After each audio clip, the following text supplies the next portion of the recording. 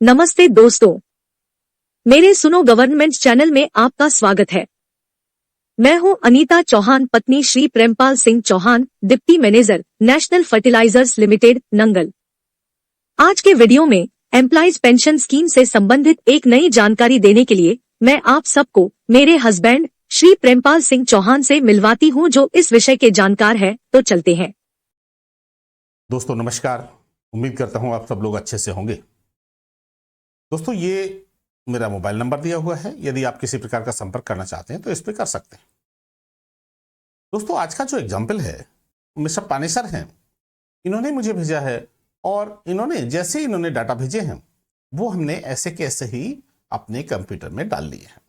अपने कंप्यूटर में इन्होंने डाटा भेजे हैं वो मैंने उसी प्रकार से डाल लिए हैं, क्योंकि अच्छा दूसरा इससे मैं इनकी सभी कंपनियां ये गलती कर रही हैं कि नवंबर 95 का जो वेज है पूरा ही वेज भेजा गया है, और इसमें जो कैलकुलेशन, जबकि कंट्रीब्यूशन पेड 266 रुपए है, लेकिन 266 रुपए कंट्रीब्यूशन पेड तो ठीक है, लेकिन इनका वेज जो होना चाहिए था वो इसका आधा होना चाहिए था, लेकिन इन्होंने पूरा भेजा हुआ है। ऐसा ही लगभग सभी कंपनियों में मैंने अपने यहाँ मतलब मेरे एम्प्लॉयर ने भी लगभग सभी का ऐसे ही भेजा हुआ है, लेकिन शायद इन्होंने इसलिए छोड़ दिया है कि जब ईपीएफ को कैलकुलेट करेगा तो वो एग्जैक्ट इस महीने का आधा लेगा। चलिए हमने अपने कैलकुलेटर में, ये हमारा कैलकुलेटर है, हमने अपने कैलकुलेटर में मिस्टर पानेसर के ये हमने डाटा डाल लिए हैं। अब हम चलते हैं इस टेबल वन में हमने ये बताने का प्रयास किया है कि टेबल 1 में इनको कितना पैसा देना पड़ेगा, इनका टोटल इंटरेस्ट कैलकुलेट कितना होता है, कितना इनका पैसा जमा है और कितना इनका ईपीएफओ में इनको देना पड़ेगा।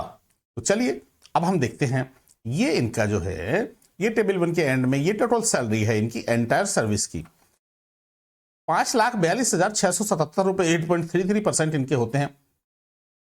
10,582 रुपए इनके 1.16% होते हैं एंड 1,22,557 ये रुपीस, ये इतना पैसा इनका ईपीएफओ में ऑलरेडी जमा है।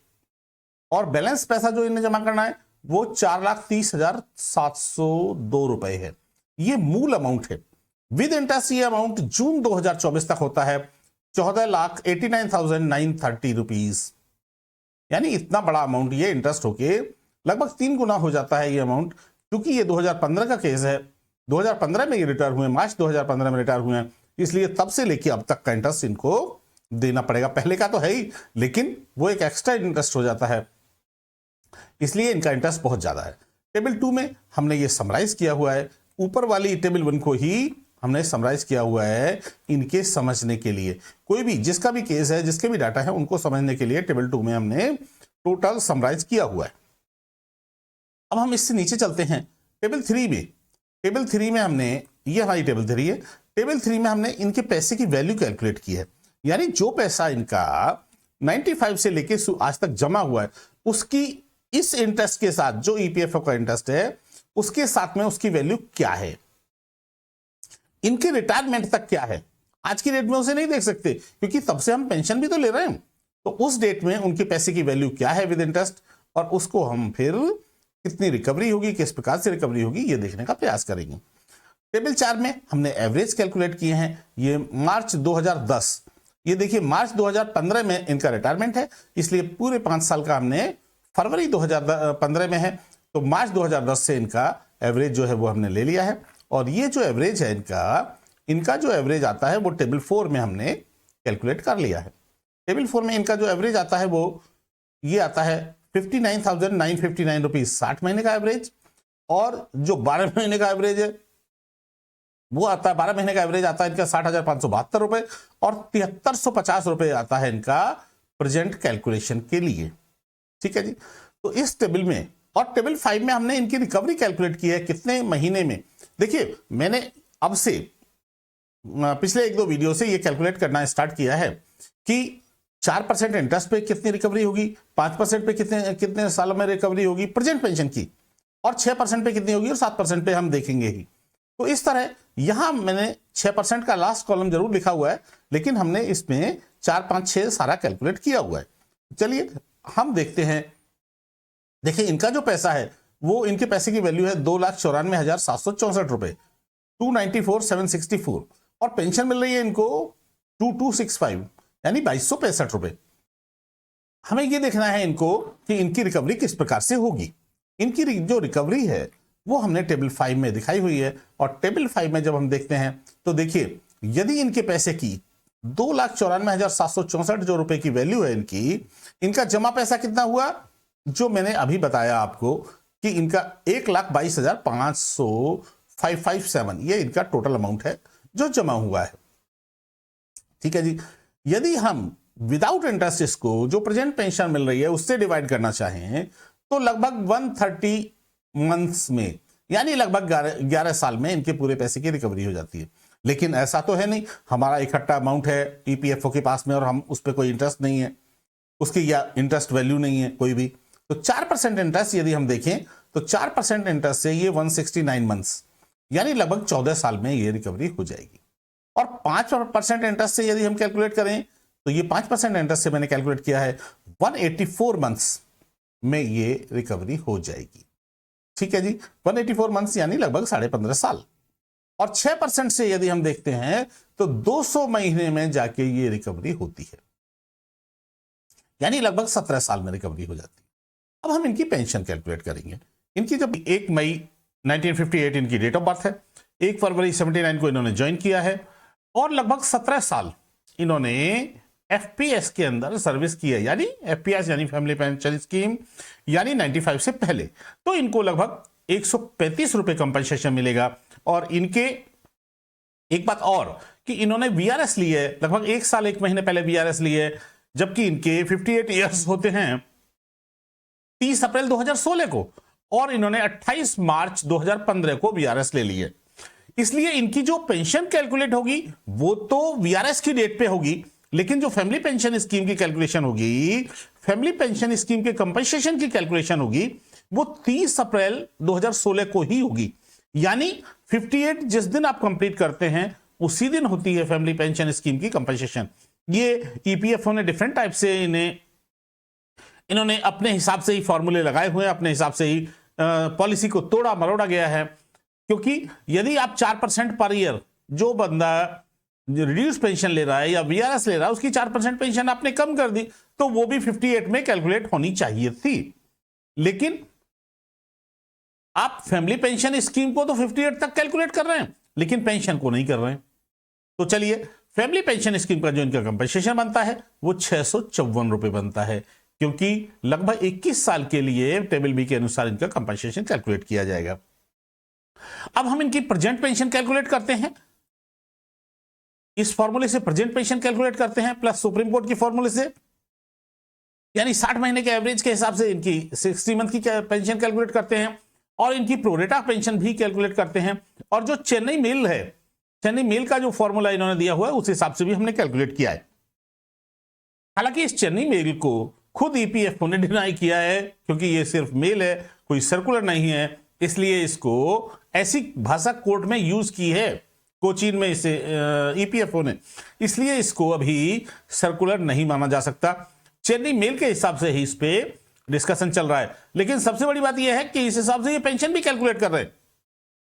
अभी जो मार्च में ईपीएफओ जारी हुए हैं, कुछ अप्रैल में भी जारी हुए हैं, वो इसी मेल के हिसाब से जारी हुए हैं, यानी पेंशन इसी मेल के हिसाब से कैलकुलेट की गई है। लेकिन ईपीएफओ कोर्ट में इसको डिनाई भी कर रहा है, तो ये कैसी अजीब सी बात है। चलिए अब हम इनकी पेंशन देखते हैं। इनकी प्रेजेंट पेंशन कैलकुलेट करने के लिए इनको देखिए 2 साल का बोनस नहीं मिलेगा। जब भी हम रिड्यूस पेंशन लेते हैं यानी वीआरएस लेते हैं तो 2 साल का बेनिफिट नहीं मिलता। तो इस तरह 7,350 इनकी 60 महीने की एवरेज है और इनकी जो पेंशन कैलकुलेट होकर आती है वो 2,458 रुपए 58 कैलकुलेट होकर आती है। और लगभग इन्होंने 1 साल 1 महीने पहले वीआरएस ली है, यानी 2 साल का 4% इनका रिड्यूस किया जाएगा। और जब 2 साल का रिड्यूस किया जाएगा तो 0.96 इंटू 0.96 ये फैक्टर बनता है 0.9216।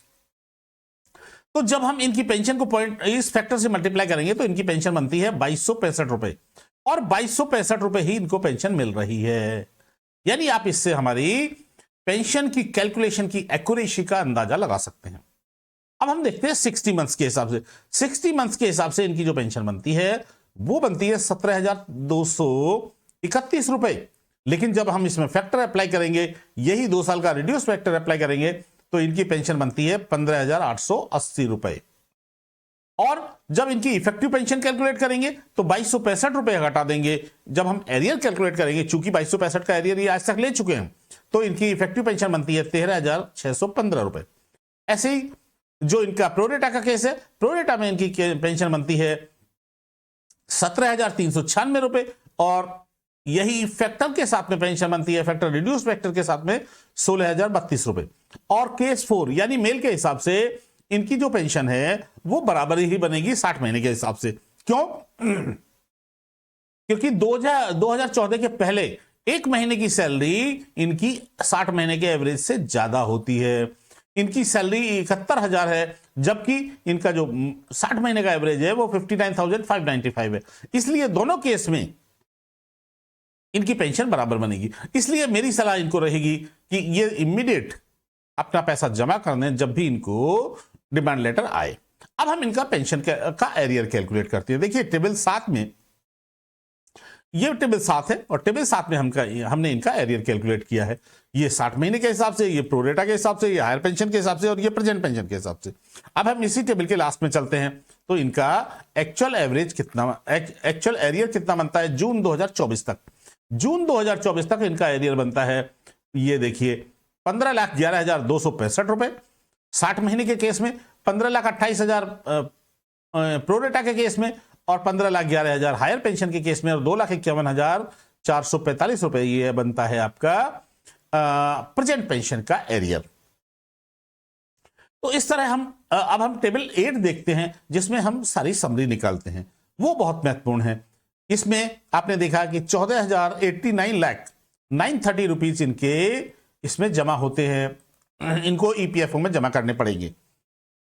ये 24 जून तक की कैलकुलेशन है, और इनके जो पैसे की वैल्यू है ईपीएफ में वो है 2,94,764 रुपए। इस तरह 17,84,000 लगभग आपका टोटल पैसा जमा होगा ईपीएफओ के अंदर 30 जून 2024 तक, यदि आप हायर पेंशन ऑप्ट करते हैं तो, यानी उसका डिमांड लेटर आने पे पैसा जमा करते हैं तो। और आपको मिलेगा कितना? 2,51,415 आप एरियर ले चुके हैं प्रेजेंट पेंशन का, यानी 2265 रुपए जो आपको पेंशन मिल रही है, और 15,11,265 रुपए आपको एरियर मिल जाएगा जून 2024 तक। क्योंकि आप 2015 में रिटायर हुए हैं, मार्च 2015 में रिटायर हुए हैं, तो ऑलरेडी आप 9 साल पहले रिटायर हुए हैं, तो 15,11,000 आपका एरियर मिल जाएगा। इसलिए आपका दोनों में डिपॉजिट और एरियर में जो डिफरेंस बचता है वो केवल 22,000 रुपए बचता है। यानी 22,000 रुपए मतलब ज्यादा से ज्यादा 1.5 महीने 2 महीने के अंदर आपकी, चूंकि आपकी 13,000 पेंशन है, तो 1.5 महीने 2 महीने इंटरेस्ट सहित आपके सारे के सारे पैसे की रिकवरी हो जाएगी। तो मेरी सलाह आपको यह रहेगी कि आप इमीडिएट जैसे ही आपको डिमांड लेटर मिले, आप मिस्टर पानेसर जी आप तुरंत पैसे को जमा कर दीजिए, और आपको चाहे कोई सा भी फॉर्मूला लागू हो, आपको तीनों फॉर्मूले लगभग बराबर आ रहे हैं, इसलिए आपको कोई फर्क नहीं पड़ने वाला। आप इमीडिएट जमा कर दीजिए, यही मेरी सलाह रहेगी। आज के वीडियो में बस इतना ही। बहुत बहुत धन्यवाद।